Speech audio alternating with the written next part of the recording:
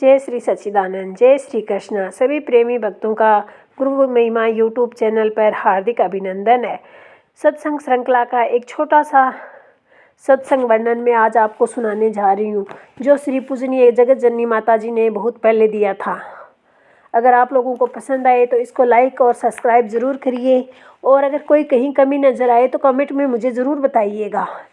जगत जननी श्री माता जी ने कहा था कि मनुष्य को अंतर्मुखी होने के साधन को ढूंढना चाहिए, और अंतर्मुखी होने के साधन मनुष्य कैसे पा सकता है, यही माता जी ने हमें समझाया है। गुरु महाराज जी बार बार कहते थे कि भजन करो, भजन करो, समय कम है।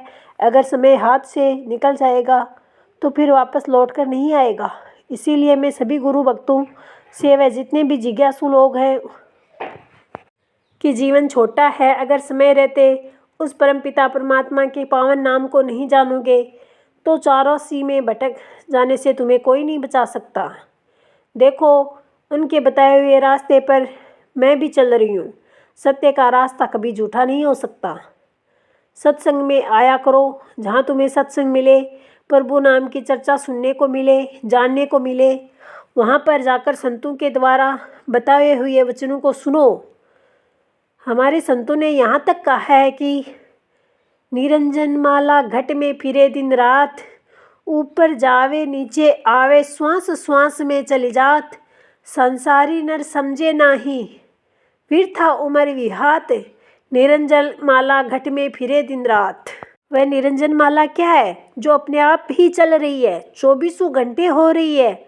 उसी में मन व सुरती को लगाना है। वहाँ पर सुरती कौन लगाएगा? देखो, जो ज्ञानी संत जन होते हैं वही उस भेद को लखा सकते हैं, बाकी सब प्रलोभन ही है।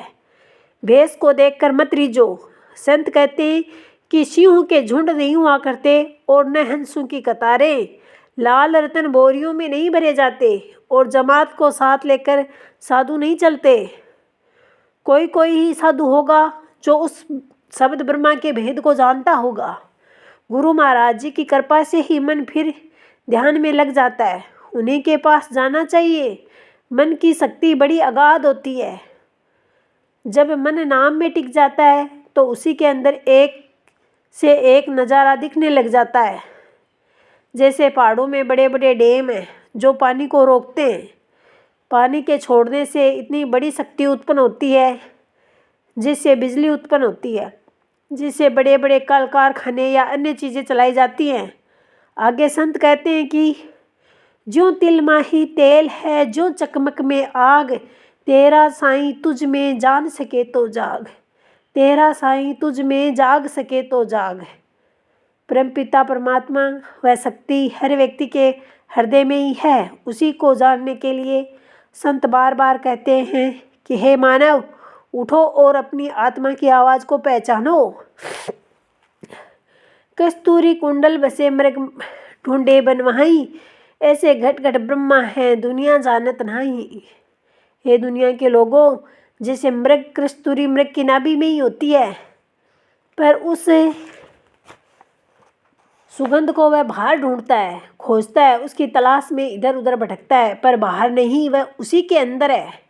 ऐसे ही समस्त ब्रह्मांड में जीव जंतु एवं प्राणियों के अंदर शब्द ब्रह्मा का स्पंदन हो रहा है, जिसका ज्ञान समय के पूर्ण सद्गुरु के द्वारा ही प्राप्त हो जाता है।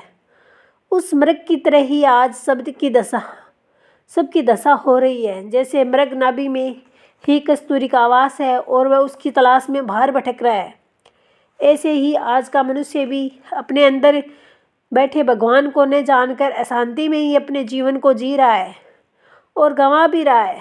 इसीलिए परमपिता परमात्मा को अपने हृदय में ही ढूंढो। हरि से विमुख लोगों की संगति को हमेशा हमेशा के लिए त्याग देना चाहिए। जिनकी संगति से ध्यान, भजन, सुमिरन में बाधा उत्पन्न हो, कुबुद्धि उत्पन्न हो, उनके संग को छोड़ देना चाहिए। इसी तरह उस गैबी आवाज़ को सुनो। वह शब्द तुम्हारे अंदर ही है, पर आत्मज्ञानी ही उसको जानते हैं। देखो, अपने जीवन को बदलो। बाहर की वृत्तियों को अंतर्मुखी करने के साधन को जानो। आज देखो, बच्चों को कैसी शिक्षा दी जा रही है। पहले के बच्चे कैसे होते थे? जैसे प्रातःकाल उठ के रघुनाथा, मातु पिता गुरु नावहि माथा। आज हमारा क्या आदर्श है और उसमें क्या था। आज तो बच्चों को बाय बाय और टाटा सिखाया जाता है। भगवान राम अपने माता पिता को प्रणाम करके ही कहीं जाया करते थे। आज देखो कोई बच्चा प्रणाम नहीं करता, पापा मम्मी को गुड मॉर्निंग करता है। बताना क्या यही शिक्षा है। अगर हमारे ऋषि मुनियों की शिक्षा के आधार पर शिक्षा नहीं दी गई तो समस्याएं और बड़ी गहरी हो जाएंगी और बच्चों के संस्कार खराब हो जाएंगे। इसीलिए उनको अच्छे संस्कार दो ताकि हमें बाद में पछताना नहीं पड़े। तुम करो हंस से प्रीत जीवन दो घड़ियाँ, कौन किसी का मीत जीवन दो घड़ियाँ।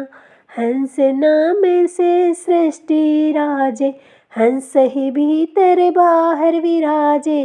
कर मन में परतीत जीवन दो घड़ियाँ, श्वास श्वास तुम हरि को ध्याओ।